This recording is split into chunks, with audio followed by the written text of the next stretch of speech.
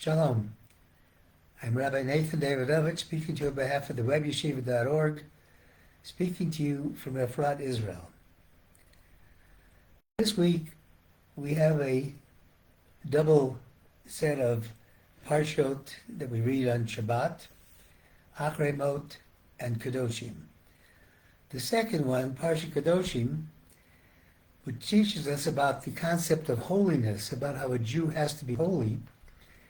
It teaches that a Jew is obligated to correct somebody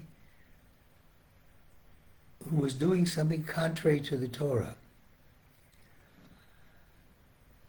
But the way of correction is spelled out in the Torah, and we learn a lot from that. You know, in the Torah, as we're going through the desert, as the Jews are going through the desert on the way to Egypt, on the way from Egypt to the land of Israel, God refers to the Jewish people as a stiff-necked people.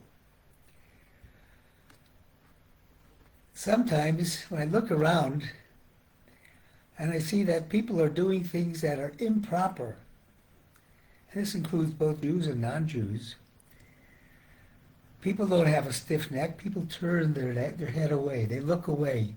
We can't be involved. That's not the Jewish way. The Jewish way is if you see a Jew who is not performing the commandments of the Torah, we have an obligation to correct him or her. But it has to be done in a certain way. There are three sentences in the Parsha Kedoshim. They're juxtaposed one after the other. And the first says, Lo sisna es achicha bilvavecha. You shouldn't hate your friend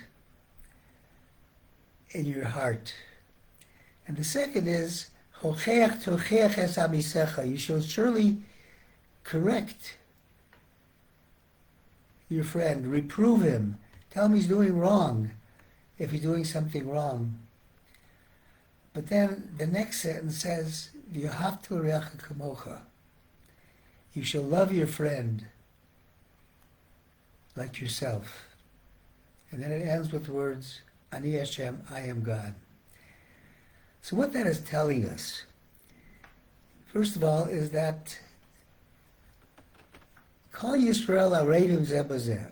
Every Jew is responsible for the other. We don't live an isolated life. We don't live as an island. So if you see somebody doing something wrong, you have an obligation to try, if you think it'll help, to correct the person's behavior. But you don't do it in a manner that will embarrass the person. You don't do it in a manner that will cause them any kind of shame, and you don't do it publicly. If you see somebody doing something wrong, take that person aside and ask, do you mind if I give you a little constructive criticism? And if the person says no, drop it. But if he says yes, then do it according to the way of the Torah. And when it says you're reproving somebody, you're trying to correct somebody, you have to do it in a way that you're not harboring any ill feelings in your heart. Because if you have ill feelings in your heart about your friend, about the person who's doing something, you're not the person to correct them. So I think that's a very important concept that we all have to learn. And it's interesting, this statement of V'yahavta l'reacha kamocha, you shall love your neighbor as yourself, which Rabbi Akiva says, Klal Gadol b'Torah, this is a foundation for the entire Torah. But the wording is interesting. And Rabbi Biederman tells a story. He asks a question. He says, why does it say Re'acha, you shall love Re'acha, your friend? There's the word Re'acha, is the Hebrew word, is spelled Resh Ayin Chav. Reish ayin is a word that you take it alone, take it out of there, it means bad. He says, why would you, when you're talking about loving your friend, why would you use a term that has bad in it? He says, there are other terms that you could have used. You could have simply said, Lididecha, Chavercha, my friend, has the same meaning, but it doesn't have the word ra, evil, in it. And he says, why does it have that? Why does it refer to somebody who makes your life miserable? And he says you have to look at the whole phrase. The whole phrase doesn't stop. It doesn't stop, you shall love your friend as yourself, but it goes on to say, Ani Hashem, I am God. So when everybody believes, if somebody believes that everything is from God, you won't be angry with your fellow man, because you'll be able to love your fellow man regardless of what he has done. This is because you know that it isn't your fellow person who harmed you. Whatever happened was destined from heaven. So why can't we just love our fellow man? And there's this interesting story that demonstrates the importance of judging favorably. All too often, we look at something and we fail to do what Rabbi Shlomo Carlebach, alav shalom, said. He says, look at everybody with Mashiach eyes. Look for the good in everybody.